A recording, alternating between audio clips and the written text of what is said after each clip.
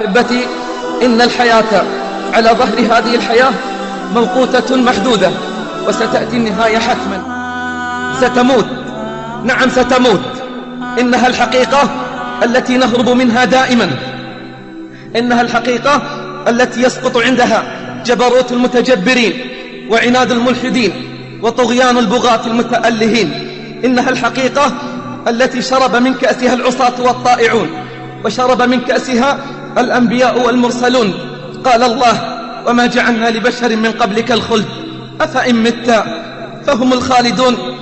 كل باك سيبكى، وكل ناع سينعى، وكل مذخور سيفنى، وكل مذكور سينسى.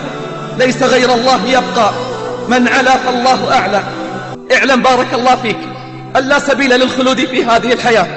اعلم بارك الله فيك أن لا سبيل للخلود في هذه الحياة، فالكل سيموت. ليت شعري بعد الموت أين تذهب، رحم الله من اعتبر وتأهب. ليت شعري بعد الموت أين تذهب، رحم الله من اعتبر وتأهب. يا ابن العشرين كم مات من أقرانك وتخلفت، يا ابن الثلاثين أدركت الشباب فما تأسفت، يا ابن الأربعين ذهب الصبا وأنت على اللهو قد عكفت، يا ابن الخمسين أنت زرع قد دنا حصاده، أنت زرع قد دنا حصاده، لقد تنصفت 100 وما أنصف. يا ابن الستين هيا إلى الحساب فأنت على معترك المنايا قد أشرفت. يا ابن السبعين ماذا قدمت وماذا أخرت، يا ابن الثمانين لا عذر لك فقد أعذرت.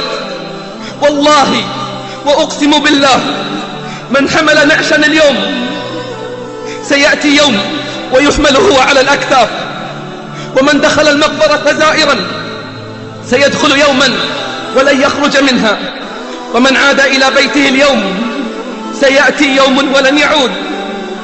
تفكروا أحبتي وتيقنوا، تفكروا أحبتي وتيقنوا أن الموت حق لا بد منه.